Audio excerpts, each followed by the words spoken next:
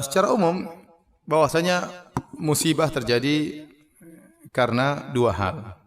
Bisa jadi karena dosa yang dilakukan, bisa jadi dalam rangka untuk mengangkat derajat. Bisa jadi karena mengangkat derajat. Seorang diuji dengan musibah untuk diangkat derajatnya. Sebagaimana Ibnu Qayyim menjelaskan, bisa jadi seorang kalau hanya diharapkan pada amal solehnya, dia tidak bisa mencapai derajat yang tinggi. Dia sudah sholat, tapi ini derajat dia belum bisa dongkrak dia untuk naik ke surga yang lebih tinggi. Maka Allah kasih musibah, Allah kasih ujian, dengan kesabarannya tadi bisa mendongkrak dia kepada surga yang lebih tinggi. Dan ini mungkin kita katakan inilah banyak ujian yang menimpa para nabi, para solihin. Ya. Kalau kita baca orang yang paling banyak ujiannya adalah para anbiya. Waktu Nabi ditanya, man asyadun nasi balaan, siapa orang yang paling banyak ujiannya? Maka Nabi berkata, al-anbiya, orang paling banyak ujiannya orang para nabi. Tsumma salihun, kemudian orang soleh. Tsumma al-amsal fal amsal. Kemudian selanjutnya dan selanjutnya. Jadi kemungkinan pertama seorang dikasih ujian dalam rangka untuk mengangkat apa? Derajat. Kemungkinan kedua, dan itu yang mungkin banyak terjadi karena musibah-musibah, karena dosa-dosa yang dilakukan. Kata Allah, "Zaharul fasadu fil barri wal bahri bima kasabat aydin nas liyudhiqahum ba'dhal ladzi amilu la'allahum yarji'un." Telah nampak kerusakan di atas muka bumi dan di daratan. Bima kasabat aydin nas, akibat ulah perbuatan manusia. Ya. Liyudhiqahum ba'dhal ladzi amilu, Allah melakukan demikian, Allah ciptakan kerusakan tersebut agar mereka merasakan sebagian dari akibat yang mereka lakukan, la'allahum yarji'un, semoga mereka sadar. Ya. Ma asaba min musibatin fabima kasabat aydikum wa ya'fu an katsir. Banyak musibah yang tidak ada satu musibah pun yang menimpa kalian kecuali akibat ulah kalian, dan Allah mengampuni banyak kesalahan kalian. Seandainya setiap maksiat kita lakukan ada musibahnya, kita akan binasa. Seandainya setiap kita maksiat kita ada musibahnya, kita akan binasa. Kita aja untuk menjaga mata saja susah di zaman sekarang ini. Kalau setiap kita ngelihat yang haram, kepala kita kejedut keluar darah, udah mati kita di jalan. Tetapi tidak, kata Allah, wa ya'fu an katsir. Banyak yang Allah ampuni, tapi Allah kasih teguran-teguran supaya orang itu apa? Sadar. Ya. Saya alhamdulillah ya, kita lihat saudara-saudara kita tatkala di Lombok, ya, musibah menimpa mereka, gempa, tapi alhamdulillah mereka bisa kembali kepada Allah Subhanahu wa taala. Mereka tegar. Saya kemarin ke sana, ya, meskipun rumah mereka runtuh rata dengan tanah, tapi mereka tetap salat, anak tetap sekolah, ada dibuat musola sementara, masjid sementara. Masya Allah, jadi mereka tegar menghadapi semua. Mereka tidak lari dari kampung mereka, mereka tetap tegar di situ, ya. Ya, dan mereka butuh bantuan. Dan saya bilang ini musibah yang mungkin mengangkat derajat mereka, ya. Adapun mereka punya andil dalam timbul musibah, ya mungkin aja ada. Kita nggak bisa nuduh ini nuduh anu, tapi kita katakan kalau kita ini para nabi, kita para solehin, mungkin untuk angkat derajat, tapi kita bukan nabi dan juga para solehin. Kemungkinan kedua bahwasanya kita ini terkena musibah karena dosa-dosa kita lebih kuat.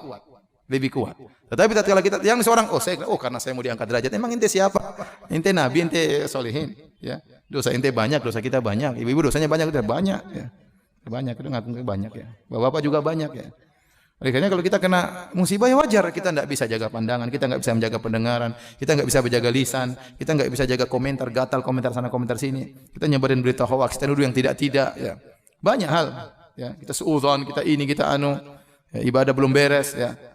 Jadi kalau terkena musibah itu wajar. Tapi yang paling penting bagaimana kita menghadapi musibah tersebut.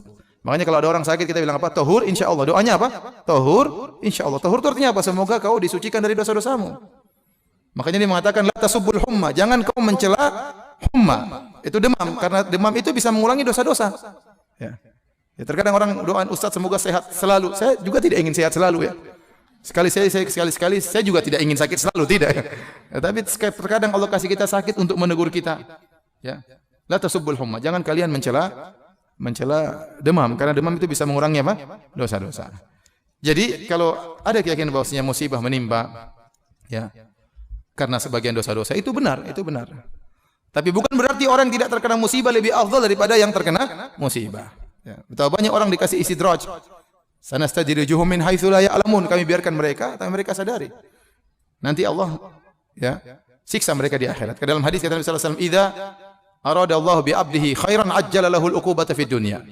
Wa idza arada bi 'abdihi syarran amsaka anhu hatta yuwafiya bihi yaumil qiyamah."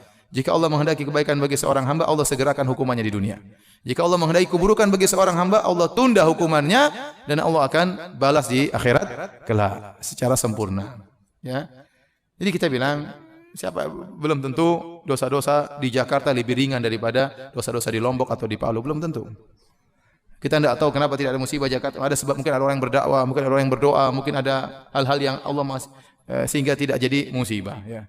Bukan berarti orang terkena musibah lebih buruk daripada kita. Tetapi musibah terjadi peringatan bagi kita. Karena secara umum tidaklah musibah turun, apalagi bencana yang luar biasa, kecuali karena ada dosa-dosa dan kesalahan. Dosa-dosa dan kesalahan. Dan kita lihat, dengar berbagai macam berita. Ini karena begini, ada karena begini. Ya, kita hanya bisa berdoa semoga saudara-saudara kita tatkala terkena musibah menjadi apa?